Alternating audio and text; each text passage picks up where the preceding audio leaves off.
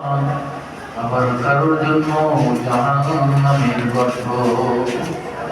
আল্লাহ, তাই তোমার দরবারে দোয়া চাই, মাবুদ গো, তাদের কবরটাকে জান্নাতের বাগান বানিয়ে দাও।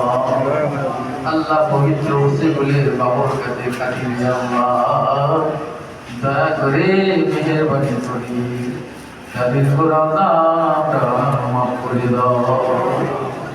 আল্লাহ, এই জিন্দেগিতে তোমার বান্দা বান্দিরা ছড়িয়ে ছিটিয়ে যে যেখানে শুয়ে আছে আল্লাহ, নীরব নগরে পড়ে আছে আল্লাহ, কবরবাসীরা বলে, ওরে আমার আত্মীয় স্বজনেরা, আমাদের হাত দিয়ে তোরা দৌড়ে দৌড়ে যাস, তোরা এমন করে উল্লাস করতে চাস